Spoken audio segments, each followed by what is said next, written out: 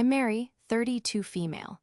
I live alone in a small one-bedroom apartment in a city 300 miles away from anyone I used to know. As a freelance graphic designer, all I need is my laptop and a quiet space, and for the first time in years, I finally had both.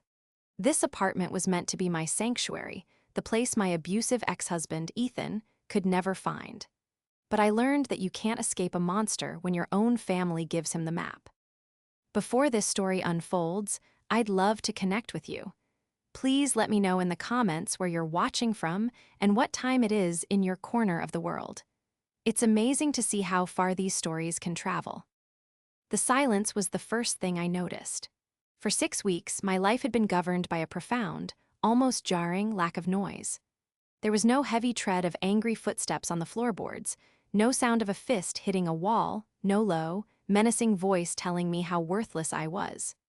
In my new apartment, the only sounds were the gentle hum of the refrigerator, the distant murmur of city traffic, and the click-clack of my own keyboard. It was the sound of peace, a quiet I had craved for the better part of a decade. Leaving Ethan had been the hardest and most necessary thing I had ever done. Our marriage started with a fairy tale charm that quickly curdled into a nightmare of control and intimidation. Ethan, a successful real estate agent, was a master of appearances. To the outside world, he was charismatic and doting. Behind closed doors, he was a different person entirely.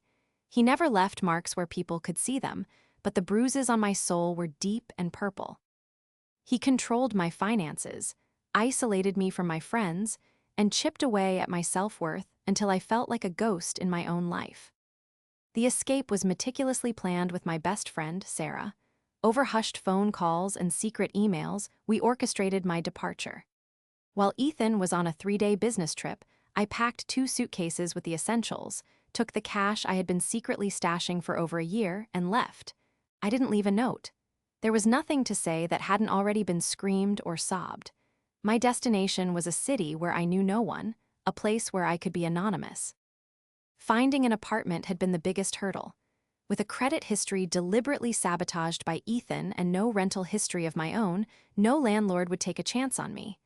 That's where my father, David, came in. My relationship with my dad had always been complicated. A retired high school principal, he saw the world in black and white, right and wrong, with no room for nuance. He believed in sticking it out and honoring your vows. When I had tried to tell him about Ethan's temper, he dismissed it as me being too sensitive or dramatic. He'd say things like, "Marriage is hard work, Mary. You can't just run away when things get tough." But when I called him, desperate and crying from a cheap motel room, he had reluctantly agreed to help. He co-signed the lease for my new apartment. It was a lifeline, but it came with a heavy price. He was the only person from my old life, besides Sarah, who knew my new address.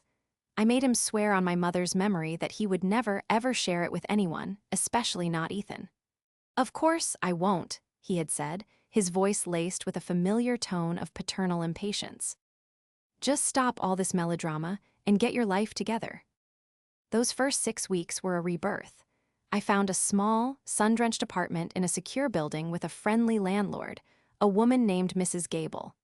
I threw myself into my graphic design work, taking on new clients and rediscovering my passion for creativity. Sarah and I had nightly video calls where she, a therapist, gently guided me through the complex emotions of my newfound freedom. I was starting to heal.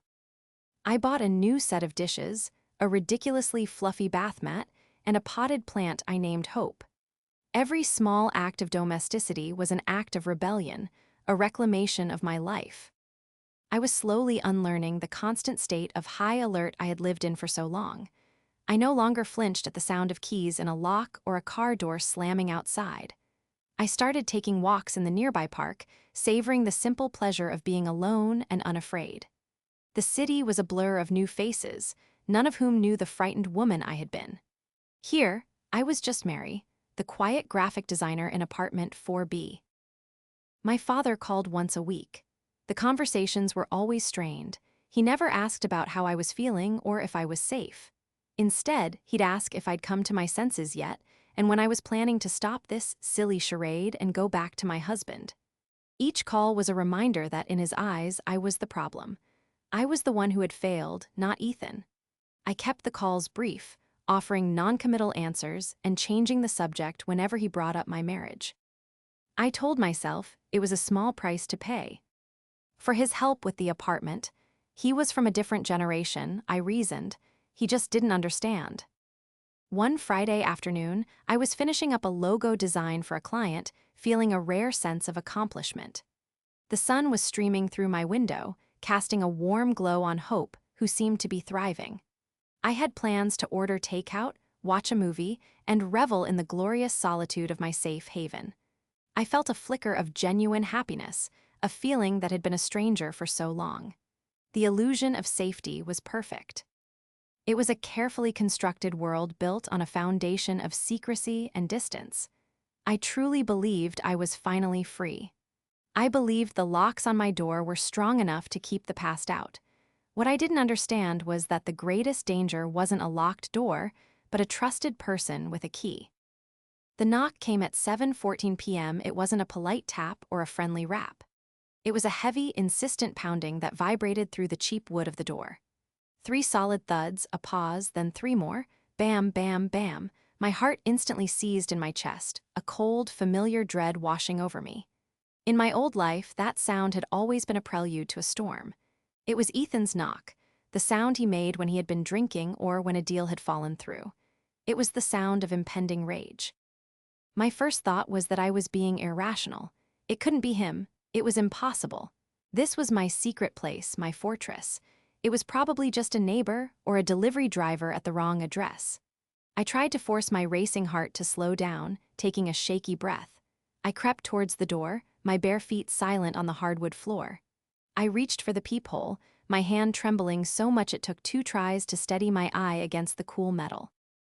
The distorted, fisheye view showed me a nightmare I thought I had left behind. It was Ethan. He was standing there, his broad shoulders filling the entire frame.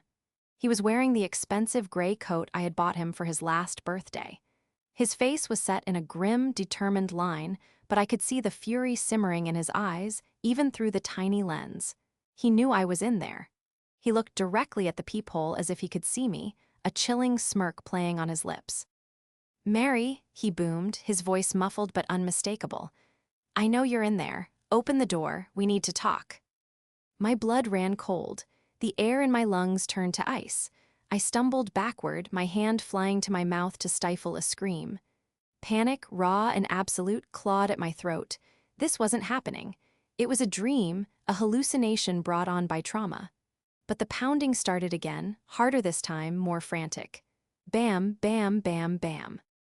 "Stop hiding, Mary. You can't run from me. Open this door right now." My legs gave out from under me. I slid down the wall, my back hitting the plaster with a soft thud. I curled into a ball, wrapping my arms around my knees, trying to make myself smaller, invisible.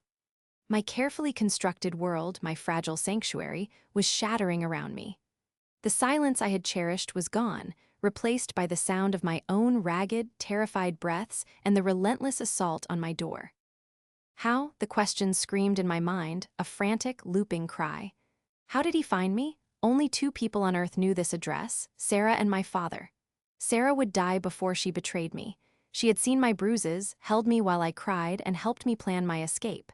She understood the danger. That left only one possibility, a possibility so monstrous, so unthinkable that my brain refused to accept it. My own father. "I'm not leaving until you open this door," Ethan roared, his fist striking the wood again and again. I could hear the frame starting to creak. Other doors in the hallway began to open.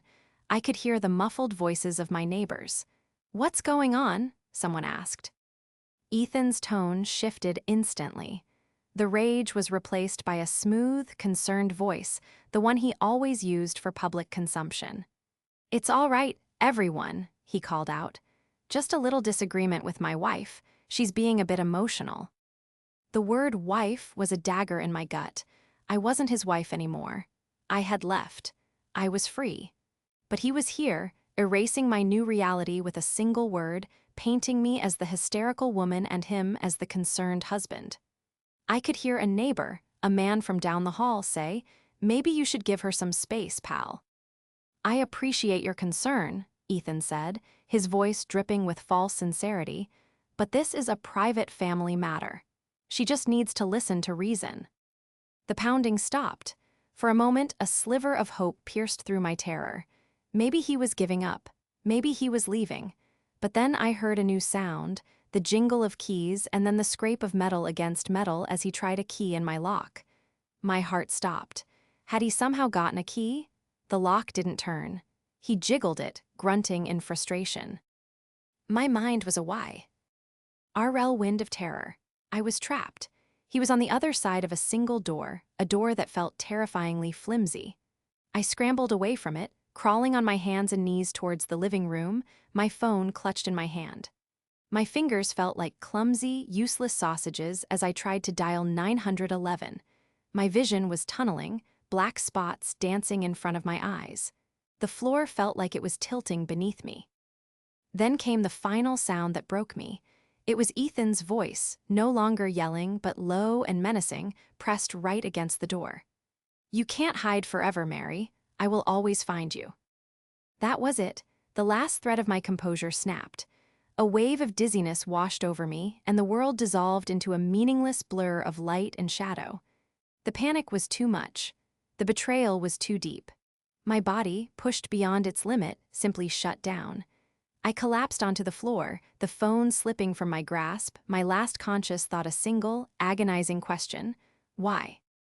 I came to on my living room sofa, a scratchy blanket draped over me. The first thing I registered was a soft, comforting voice. It was Sarah. She was sitting on the coffee table, leaning towards me, a look of profound concern on her face. The harsh overhead light was off, replaced by the gentle glow of a lamp in the corner. For a dizzying moment, I was confused. Was she really here, or was this just a comforting hallucination my panicked brain had conjured? "Mary, hey, can you hear me?" she said softly, placing a cool hand on my forehead. It was real, she was here. The memory of the pounding of Ethan's voice came crashing back. I jolted upright, my eyes wide with terror. He was here, Ethan was at the door. "SHH, I know, it's okay now. You're safe," Sarah soothed, her voice calm and steady. "The police came. They escorted him off the property and warned him against coming back. Mrs. Gable, your landlord, let me in with the spare key you gave me. You were passed out on the floor." The police, Ethan, Mrs. Gable. It was a jumble of information my still-reeling mind struggled to process. "How did you?" "You called me," she explained gently. "You must have pocket-dialed me when you were scrambling for your phone. I heard his voice and the pounding, and I called the police in your city immediately. I gave them your address and told them there was a man with a history of domestic violence trying to break down your door." She squeezed my hand. "I drove here as fast as I could. I wasn't letting you be alone tonight." Tears welled in my eyes, tears of gratitude for Sarah, and a fresh wave of terror at how close I had come to being face-to-face with Ethan again. I leaned into her, and she wrapped her arms around me as I sobbed, the full weight of the night's events finally hitting me. After a few minutes, the sobs subsided into shaky breaths. My mind cleared enough to focus on the one burning question that had been tormenting me. "How did he find me, Sarah?" I whispered, my voice hoarse. "It had to be my dad. It's the only way." Sarah's expression hardened. "I think you're right," she said, her voice low. "While you were unconscious, your phone was buzzing nonstop. It was your father. I didn't answer, but he left a voicemail." She picked up my phone from the end table. "I think you need to hear it." She handed me the phone. My thumb hovered over the notification for a new voicemail from Dad. Part of me didn't want to know. Part of me wanted to cling to some shred of hope that my father hadn't knowingly put me in mortal danger. But I had to know the truth. I pressed play and put the phone to my ear, the volume turned low. My father's voice filled the speaker, not with concern but with irritation. "Mary, are you getting my messages? Ethan called me. He said you fainted and had the police called on him. For heaven's sake, what is wrong with you? The man drove 6 hours just to talk to you, and you make this ridiculous scene. I told you this running away nonsense was just drama. He loves you. He's worried sick. He promised me he would be gentle." I gave him your address because I thought you needed to face reality and stop being a child. Now you've made us both look like fools. Call me back immediately. We need to sort out this mess you've created." I listened, my body growing colder with every word. The phone slipped from my fingers and clattered onto the floor. It wasn't just a betrayal, it was a complete invalidation of my reality. He didn't believe me, he had never believed me. To him, my terror was drama, my escape was nonsense, and my abuser was just a concerned husband. He hadn't just given Ethan my address, he had colluded with him, convinced that he knew what was best for me. He promised me he would be gentle. That line echoed in my head, a testament to his staggering naivety and willful ignorance. He had handed the wolf the key to the sheep pen and was now scolding the sheep for crying wolf. A new feeling began to bubble. Up through the fear and the grief.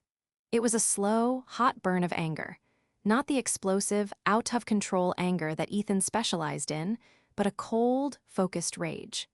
My father had not only betrayed my trust, but had actively endangered my life. He had sided with my abuser, effectively telling me that my safety was less important than maintaining the facade of a happy family. "Mary?" Sarah asked, watching my expression change. "He told him," I said, my voice dangerously quiet. "He delivered me right to him." I picked up my phone again, my hands now steady. I scrolled to my father's contact number. I wasn't going to call him back, not to argue or to cry. I was going to get confirmation, a confession from the source. I typed out a simple 2-word text message, "You promised." I didn't have to wait long. A minute later, my phone buzzed with his reply. "Don't be so dramatic. I did what was best for your marriage. He's your husband. You need to work it out." There it was, no remorse, no apology, just a doubling down of his righteous, misguided belief that he was in the right. He had made a choice. He had chosen my abuser over his own daughter. And in that moment, something inside me shifted. The fear that had paralyzed me for years began to recede, replaced by a steely resolve. He thought this was a mess I had created? Fine. I would be the one to clean it up. But not in the way he expected. He and Ethan had worked together to tear down my sanctuary. They had forgotten one crucial detail, a little piece of paper that tied my father to this place, to my safety, in a way he had clearly and foolishly overlooked. The next morning, the apartment felt different. The sunlight that had once seemed warm and hopeful now felt harsh and exposing. Every creak of the floorboards, every distant siren, sent a jolt of anxiety through me. The illusion of safety was gone, replaced by the stark reality of my vulnerability. Ethan knew where I lived. He could come back at any time. The police warning was just a piece of paper. It wouldn't stop a man who believed he was entitled to me. Sarah stayed with me, a calm and steady presence in the storm of my thoughts. She made coffee and toast that I couldn't eat and sat with me in silence when I couldn't find the words. "We need a plan, Mary," she said finally, her therapist's mind kicking into gear.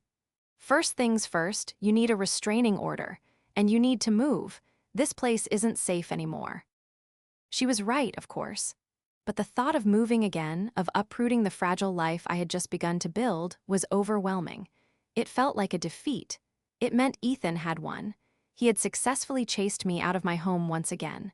Beyond the emotional toll, there were the practicalities. I had sunk all my savings into the security deposit and first month's rent here. I couldn't afford to just walk away from the lease. "I can't," I said, shaking my head. "I'm trapped, Sarah. The lease is for a year. I can't afford to break it, and I definitely can't afford another deposit on a new place right now." Sarah nodded, her expression thoughtful. "Let's look at the lease. There might be a clause about domestic violence, something that lets you break it without penalty." It was a small flicker of hope. I retrieved the lease agreement from the folder where I kept my important documents. It was a standard, intimidating document filled with dense legalese. As we spread the pages out on the coffee table, my eyes scanned the lines of text, searching for anything that could help me. Sarah, with her sharp, methodical mind, pointed to a section titled Early Termination. We read through it, but it was all standard stuff: penalties equivalent to 2 months, rent, forfeiture of the security deposit. There was no mention of exceptions for victims of domestic abuse. My shoulders slumped in defeat. "It's no use," I sighed. "I'm stuck." Sarah wasn't ready to give up. "Let's keep reading, every word."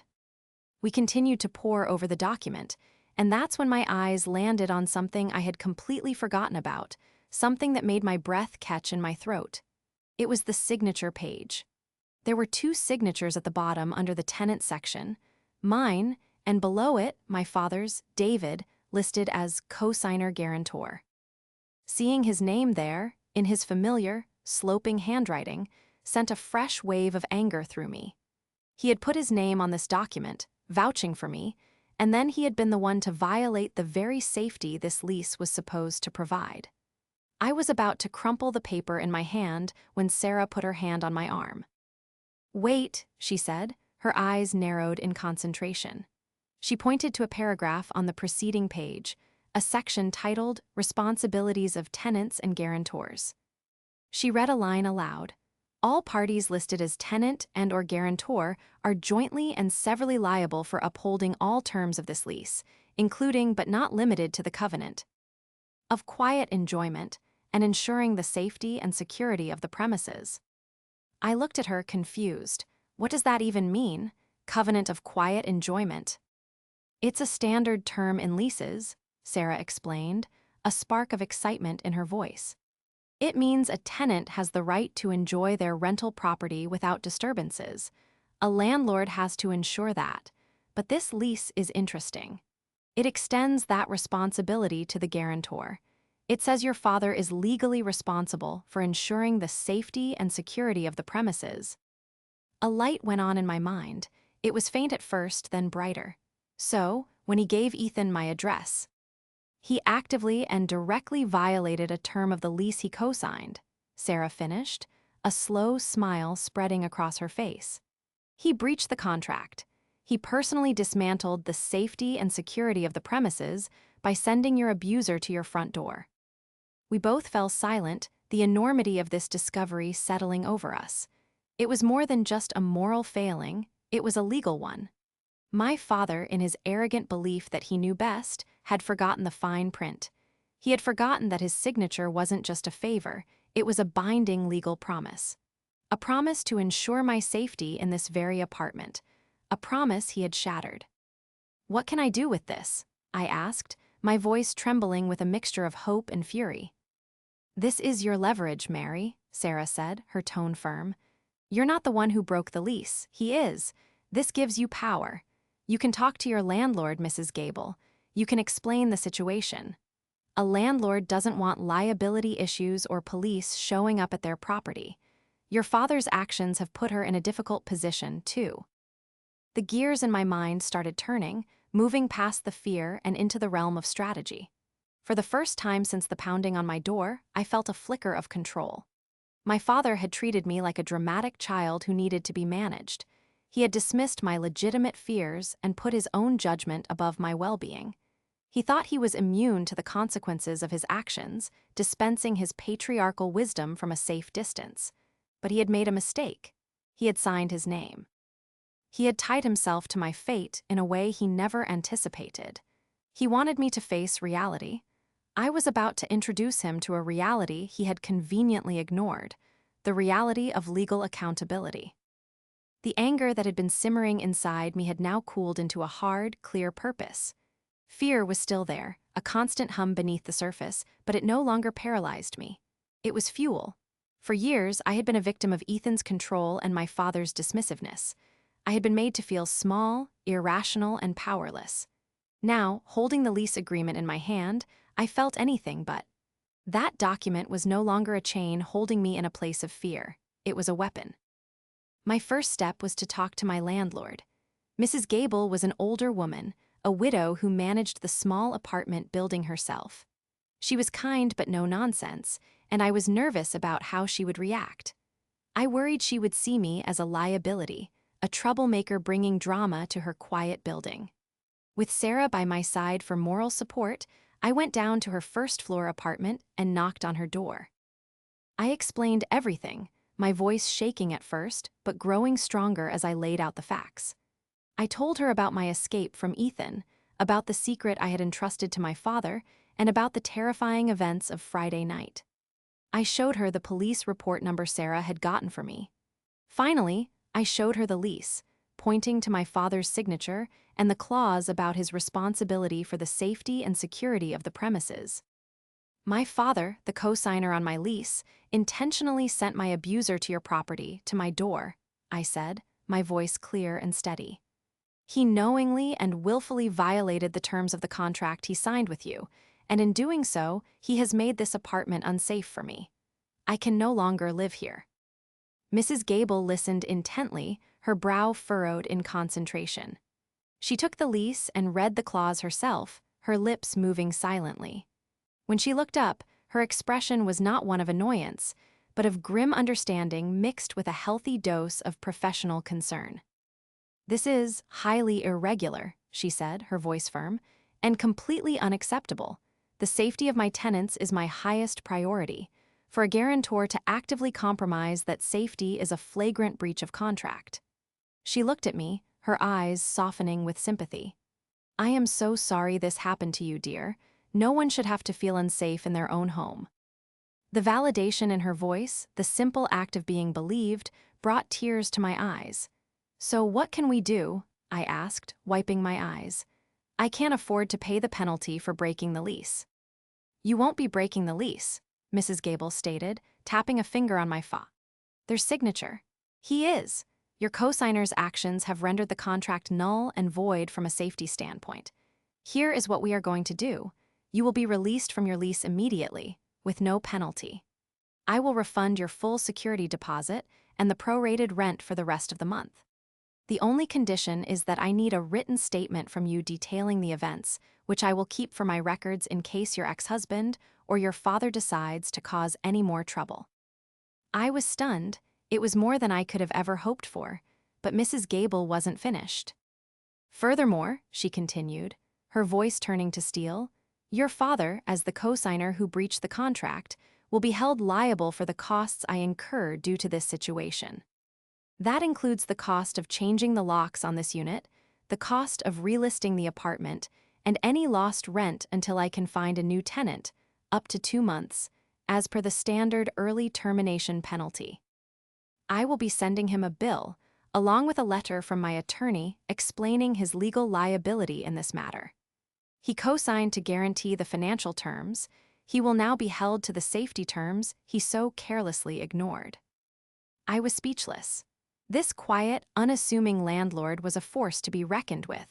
She saw the situation not just through a lens of compassion, but through the clear, unforgiving lens of legal and financial liability.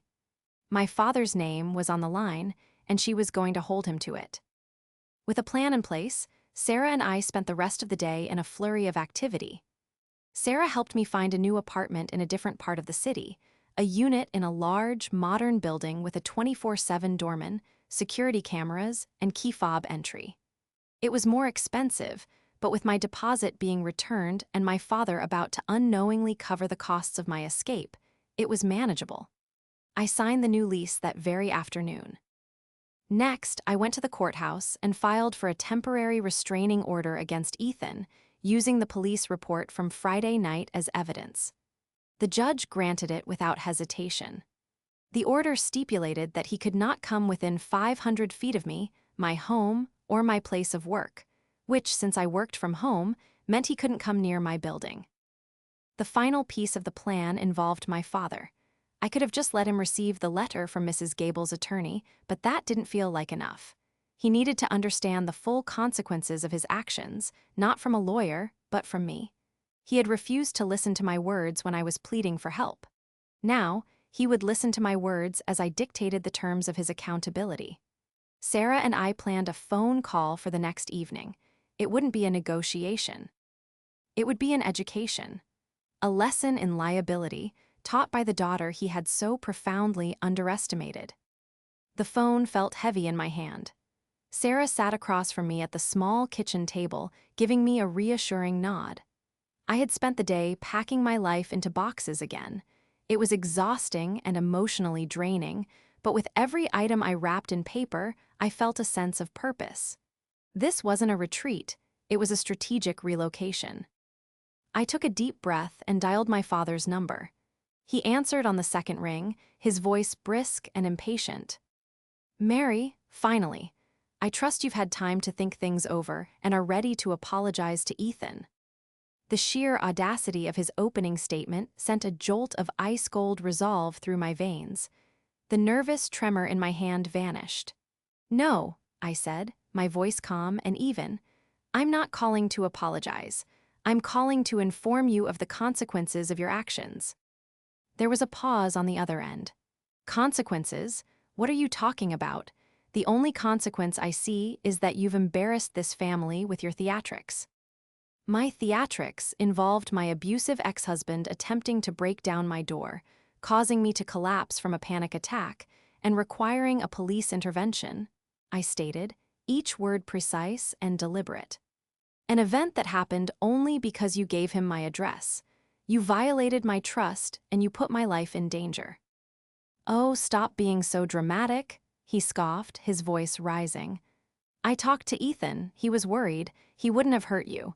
You twist everything into a catastrophe." "It doesn't matter what you think he would or wouldn't have done," I countered, my voice hardening. "What matters is what you did. Do you remember signing the lease for my apartment, Dad?" He hesitated. "Of course, I did you a favor if you recall." "You did more than that. You signed a legally binding contract. I have it in front of me. I'd like to read you a specific clause. It states that as the co-signer, you are legally responsible for upholding all terms of the lease, including the covenant to ensure the safety and security of the premises. By intentionally sending a man with a documented history of violence to my FR. Aunt Dor, you breached that contract in the most fundamental way possible." The line went silent. I could almost hear the gears turning in his head as he processed what I was saying. For the first time, he sounded uncertain. "That's ridiculous legal nonsense." "It's not," I said flatly. "I spoke with my landlord, Mrs. Gable. She agrees that you are in breach of contract. As a result, I have been released from my lease immediately with a full refund of my security deposit. I'm moving to a new, more secure location, an address you will never have." "You're moving? Again, this is absurd," he sputtered. "This is necessary. Because of the breach of contract, Mrs. Gable is holding you, the guarantor, liable for all costs incurred. You will soon be receiving a bill from her lawyer. It will be for the cost of changing the locks, relisting the apartment, and 2 months of lost rent until she can find a new tenant. I believe it comes to just over $3,000. A choked, sputtering sound came through the phone. $3,000. She can't do that. I'll fight it." "You can try," I said, my voice devoid of emotion. "But you will lose. You signed the document.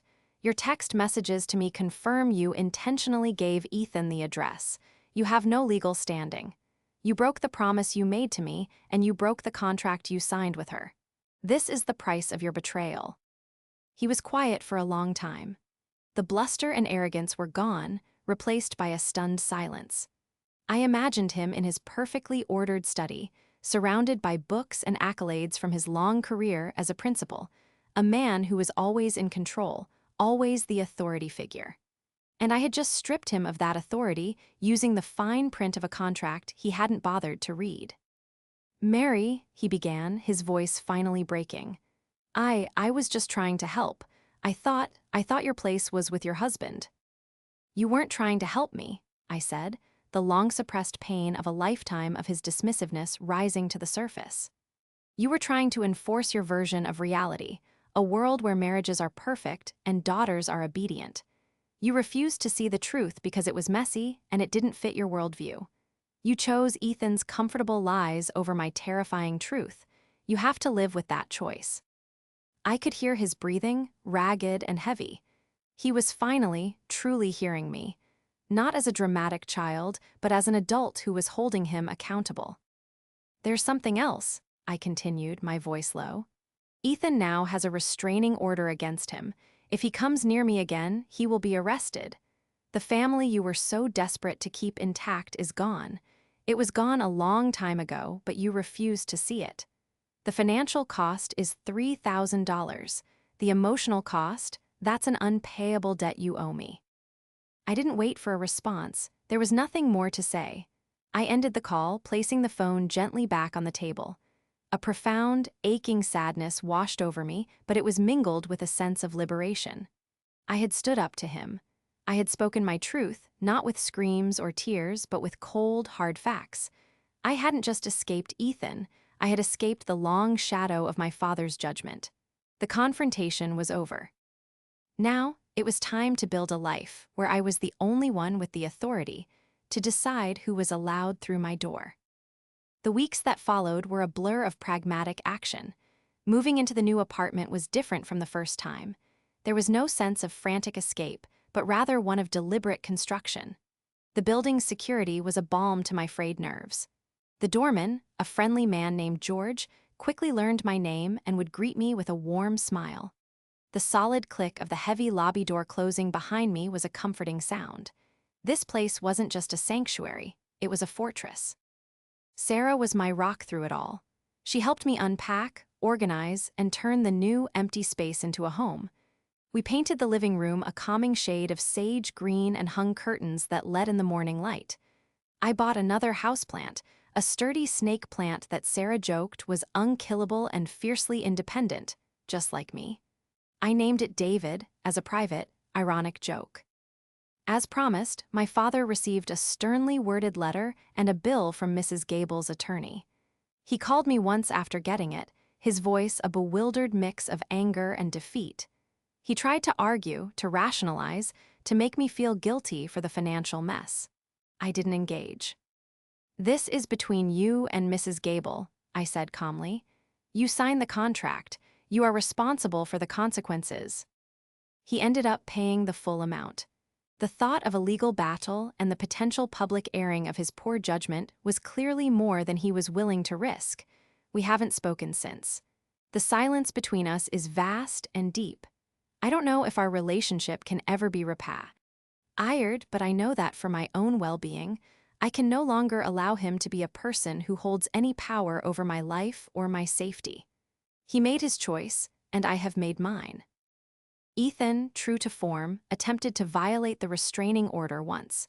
He sent me a long, rambling email, oscillating between pleas for forgiveness and veiled threats.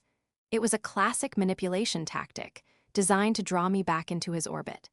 Instead of replying, I printed it out and forwarded it to the police department that had issued the order.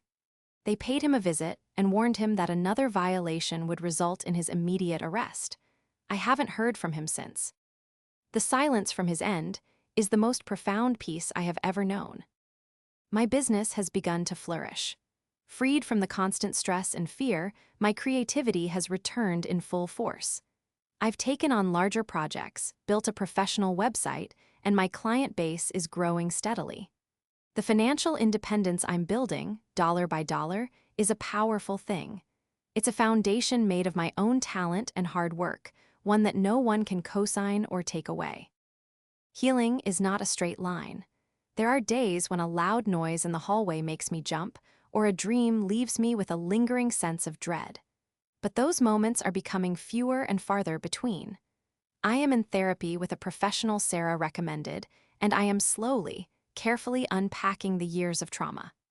I am learning to trust my own judgment again, to believe in my own perceptions of reality. Sometimes I stand at my new window, looking out over the city lights, and I think about that lease agreement. It was just a piece of paper, a standard form with bureaucratic language. But for me, it became everything. It was the proof of my father's betrayal, the tool of my liberation, and the catalyst for my new life. It taught me that power isn't always about physical strength or a loud voice. Sometimes it's hidden in the fine print. Sometimes it's about knowing the rules and using them to protect yourself when those who were supposed to protect you fail. My old life was built on a fragile foundation, co-signed by people who did not have my best interests at heart. This new life, the one I am forging for myself, is different. Its foundation is made of strength, independence, and the hard-won knowledge that I am my own guarantor. And for the first time, I feel truly, unshakably safe.